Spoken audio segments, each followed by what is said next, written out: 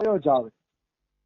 હવે આ પૂતના ઉદ્ધારની લીલા લઈએ. અહીંયા સુધી તમે તમને આગળની કથા કીધી. તો નંદ બાબા જયારે મથુરાથી નીકળ્યા ત્યારે રસ્તામાં વિચાર કરતા હતા કે વસુદેવની વાત કોઈ દી ખોટી હોય નહીં. વસુદેવ હંમેશા સત્ય બોલે છે. અને એક વાત તમારે યાદ રાખવાની કે જેની વાણીમાં સત્ય છે, જેના જીવનમાં સત્ય છે, એ વ્યક્તિ એના મુખેથી તમારા માટે કોઈ પણ શબ્દ બોલી દેશે તો એ સત્ય થઈ જાય. કારણ કે વસુદેવે કીધું કે નંદ બાબા રોકાતા નહીં, મને બીક છે કે ગોકુળમાં કઈક ઉત્પાત થશે. તો નંદ બાબા હાંજે પહોંચ્યા અને પૂતનાને મરેલી જોઈ એટલે એને ખબર પડી ગઈ કે વસુદેવે કીધા હતા એવા જ ઉત્પાત ગોકુળમાં થયા છે. કારણ કે સત્યવાદી હતા વસુદેવજી, એટલે વસુદેવે કીધું એમ જ થયું. તો ભાગવતમાં એક જગ્યાએ આવે છે કે જેની વાણીમાં સત્ય છે, જેના જીવનમાં સત્ય છે અને જે બીજાના ગુણમાં દોષ કાઢતા નથી એવા વ્યક્તિ જો કોઈ વાણી બોલી દે તો એ તમારા જીવનમાં અવશ્ય સાચી સાબિત થશે. એમાં કોઈ એટલે કોઈ શંકા નથી. સત્યશીલ સંતના આશીર્વાદ ક્યારેય વ્યર્થ જાતા નથી. એમાં કોઈ એટલે કોઈ શંકા નથી. એટલે વસુદેવજી વિચારતા હતા કે નંદ બાબા વિચારતા હતા કે વસુદેવે કીધું છે તો હું જલ્દી ઘરે પહોંચી જાઉં અને કોઈ અપશુકન ન થાય તો સારું. इससे उनके मन में उत्पात होने की आशंका हो गई. तब उन्होंने मन ही मन भगवान ही शरण है, वे ही रक्षा करेंगे ऐसा निश्चय किया. मतलब ये हिलावता था ने गोकुल तरफ, એટલે એને ખબર પડી ગઈ કે ગોકુળમાં કઈક ઉત્પાત થશે વસુદેવજી કહે છે એટલે મનોમન ભગવાનની શરણમાં ગયા કે હે વિષ્ણુ ભગવાન, હે કુળદેવતા, મારા બાળકની ને બધાની રક્ષા કરજો. તો અહીંયા ધ્યાન દેવા જેવી વાત એ છે કે નંદ બાબા ભગવાનની શરણમાં એટલા માટે ગયા કારણ કે નંદ બાબા આસ્તિક હતા, શ્રદ્ધાળુ ભક્ત હતા, એટલે એ ભગવાનની જ શરણમાં ગયા. આ નંદ બાબા શીખવે છે કે કોઈ પણ મુસીબત આવે ને ત્યારે ભગવાનની શરણમાં જાવું. ભગવાન મુસીબતમાંથી તરત જ ઉપાય કરશે. હું તમને એના 2 ઉદાહરણ આપીશ. આમ તો ઘણા ઉદાહરણ છે, પણ 2 ઉદાહરણ આપીશ.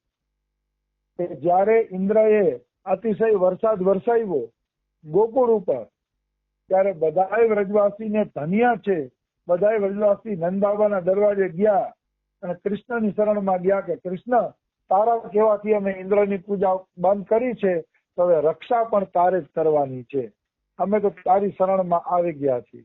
એટલે બધા લોકો વ્રજવાસી કૃષ્ણની શરણમાં ગયા એટલે કૃષ્ણ ભગવાને ગિરિરાજ ગોવર્ધન ઉપાડી લીધો એટલે બધા વ્રજવાસીની રક્ષા કરી ભગવાન શ્રી કૃષ્ણએ.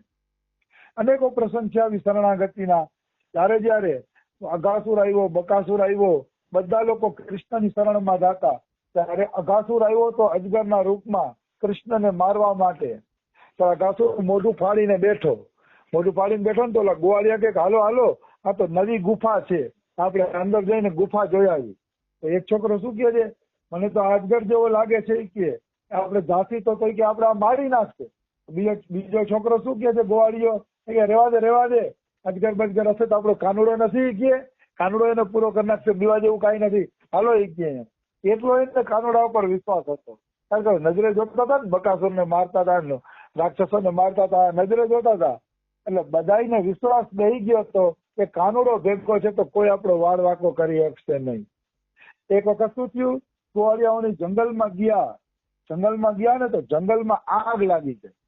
ગાયું અને ગોવાળિયા આ ચારે તરફ આગની વચ્ચે ફસાઈ ગયા ને એટલે બધા કૃષ્ણના શરણમાં ગયા કે કૃષ્ણ, અમે તારા શરણે છીએ, તું અમારી રક્ષા કર, એમ કે છે બધા ગોવાળિયાઓ.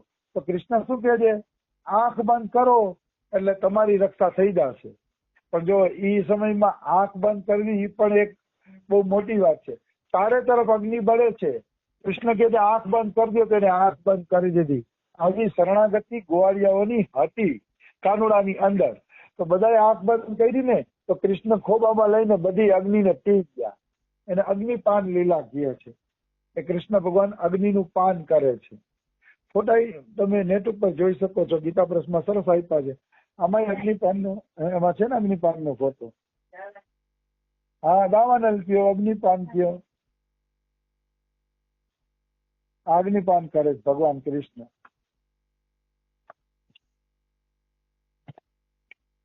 અગ્નિપાન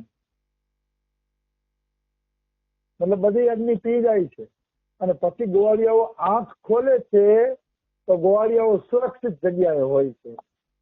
મતલબ જ્યારે જ્યારે વ્રજને સંકટ આવ્યું ત્યારે કૃષ્ણએ એ સંકટમાંથી ઉગાર્યા છે. એટલે અહીંયા પૂતના ઉદ્ધારમાં પણ નંદ બાબા ભગવાનની શરણમાં જાય છે તો ભગવાન તમે અમારી રક્ષા કરજો.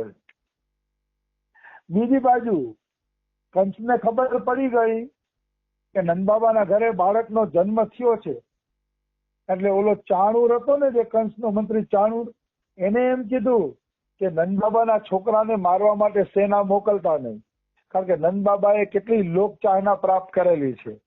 જો એના બાળકને મારવા માટે સેના મોકલશો તો પ્રજા બળવો કરશે ને તો આપણું રાજ્ય જવાની શક્યતા છે, એટલે એને ચોરી છુપીથી મારો. એટલે પછી કંસે પૂતનાને બોલાવી, કારણ કે પૂતના દરેક પ્રકારના રૂપ ધારણ કરી શકતી, એટલે પછી પૂતનાને બોલાવવામાં આવે છે. પૂતના એક ક્રૂર રાક્ષસી હતી અને પૂતનાનું કામ હતું બાળકોને મારી નાખવાનું. એટલે કંસની આજ્ઞાથી પૂતના ગામે ગામ ફરતી હતી, નગર નગર ફરતી હતી અને બાળકોને મારવાનું કામ કરતી હતી. એમ કે છે કે કૃષ્ણને મારવા આવ્યા એ પેલા પૂતનાએ 20,000 બાળકોને મારી નાખ્યા હતા. કૃષ્ણ પાસે આવ્યા એ પેલા પૂતનાએ 20,000 બાળકોને મારી નાખ્યા હતા. તો આપણે એમ થાય અરે 20,000 બાળકોને મારી નાખ્યા તો કાનુડાએ કોઈની રક્ષા ન કરી. તમારા વ્રજના સંતો ત્યાં એવી ટીકા આપે છે કે 20,000 બાળકો છે ને અસુરના બાળકો હતા અને કંસના પક્ષના હતા. એટલે કાનુડાએ નક્કી કર્યું કે અત્યારે જ મરવી નાખું તો આગળ જતા મારે એની યારે લપજપ ન રહી. એટલે પૂતનાને નિમિત્ત બનાવીને ભગવાન શ્રી કૃષ્ણએ કંસના પક્ષના જે બાળકો હતા એને મરવી નાખ્યા પૂતના દ્વારા. પૂતનાએ 20,000 બાળકોની હત્યા કરી હતી. છતાં પણ ભગવાને પૂતનાને માની ગતિ આપી, કારણ કે ભગવાન જીવના અવગુણ જોતા નથી. એકવાર કોઈની શરણમાં આવી જાય તો એને ગતિ જરૂર આપે છે, એમાં કોઈ શંકા નથી. આવી વસ્તુ છે. તો પૂતના નગર નગર ગામ ગામ આયરોની બસ્તીઓમાં ફરતી અને બાળકોને મારતી. હવે એક આપણો પ્રશ્ન થાય કે આવી રાક્ષસીઓથી આપણે આપણો બચાવ કેવી રીતે કરવો? આવો એક પ્રશ્ન થાય, કારણ કે સંસારની અંદર ભૂત પ્રેત તો છે, મેલી વિદ્યાવાળા છે, મેલા માણસો છે. આ સંસારમાં સારા માણસો છે તો મેલા માણસો પણ કેટલાય છે. તો આપણે ભૂત પ્રેતથી એનાથી બચવા માટે વાસ્તવમાં શું કરવું જોઈએ? તો આ ભાગવતનો 3જો શ્લોક, પૂતના ઉદ્ધારનો 3જો શ્લોક અતિશય અગત્યનો ને મહત્વનો છે. જો આ શ્લોક પ્રમાણે તમે કરશો તો તમારા બાળકોને કે તમારા પરિવારને ક્યારેય કોઈ પણ મેલી વિદ્યા અસર નહીં કરે, ભૂત પ્રેતની વિદ્યા અસર નહીં કરે. એટલો સુંદર ઉપાય આની અંદર બતાવવામાં આવ્યો છે. શું છે 3જા શ્લોકની અંદર? જહાं के लोग अपने प्रतिदिन के कामों में राक्षसों के भय को दूर भगाने वाले भक्तवत्सल भगवान के नाम गुण और लीलाओं का श्रवण कीर्तन और स्मरण नहीं करते, ऐसी जगह पर ही पूतना जैसी राक्षसियों का बल चलता है. આ શ્લોક બોલ્યા है. જેના ઘરમાં ભગવાનનું નામ નથી થતું, જેના ઘરમાં ભગવાનના ગુણ ગવાતા નથી કે તાલી પાડીને ઊંચા સાદે, જેના ઘરમાં ભગવાનના નામના કીર્તન નથી થતા, એ અહીંયા લખે છે કે એવાના ઘરમાં જ પૂતના જેવી રાક્ષસી છે ને અધિકાર જમાવી શકે છે. બાકી જગ્યાએ અધિકાર જમાવી શકતા નથી. કેમ કે જેના ઘરે ભગવાનની કથા થાય છે, ભગવાનનું નામ થાય છે, તો એ ઘરના એરિયાની અંદર યમરાજા કે હું ખુદ પણ પ્રવેશ કરી શકતો નથી. ભાગવતના 6થા સ્કંદમાં લખ્યો છે કે હું પણ એની અંદર પ્રવેશ કરી શકતો નથી. ભૂત પ્રેત ક્યાંથી પ્રવેશ કરી શકે? ભૂત પ્રેતની કોઈ તાકાત નથી કે એની અંદર પ્રવેશ કરી શકે.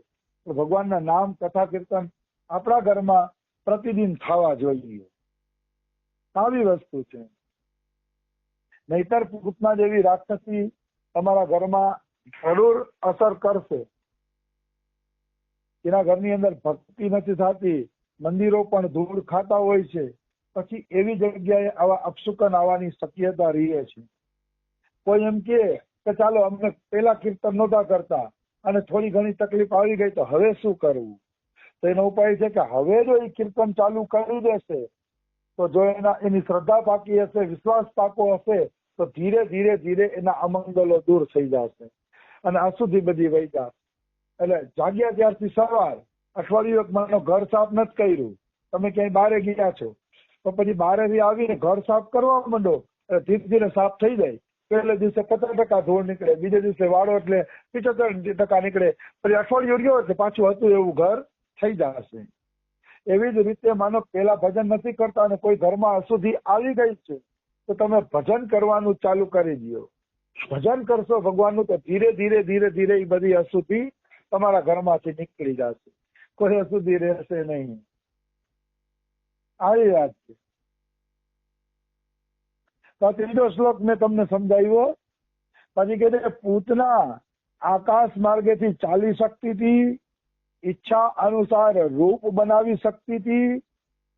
એટલે એક વખત નંદ બાબાના ગોકુળ પાસે પૂતના આવી. બારે તો એને ઘણા બાળકોને મારી નાખ્યા હતા.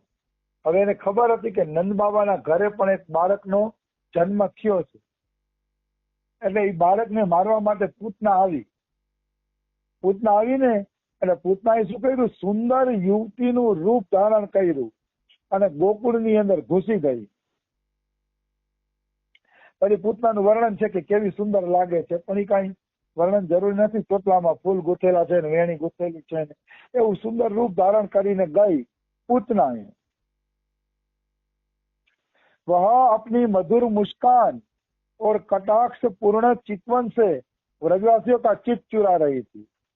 उस रूपवती रमणी को हाथ में कमल लेकर आते देख गोपियां ऐसी उत्प्रेक्षा करने लगी मानो स्वयं लक्ष्मी जी अपने पति के दर्शन करने आ रही हो.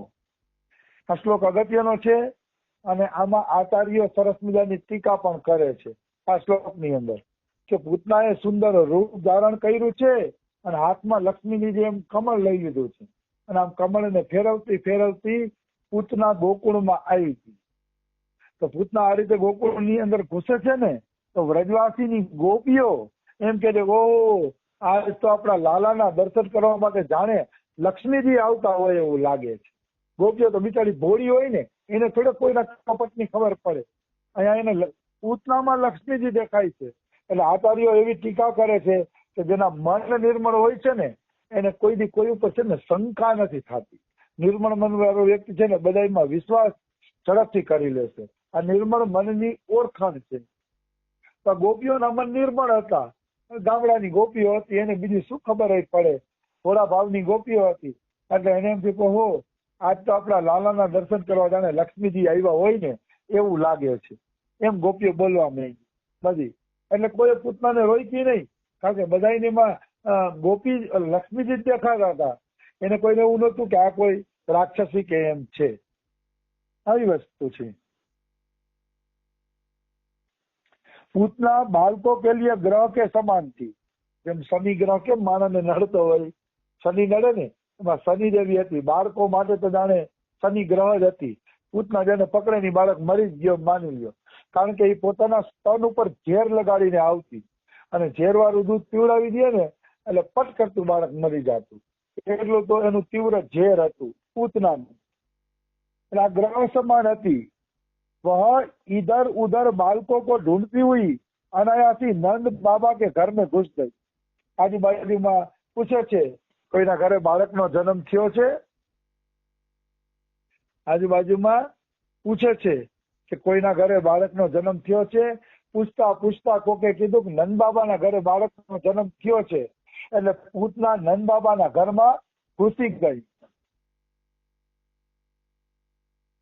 वहां उसने देखा कि बालक श्री कृष्ण सैया पर सोए हुए हैं.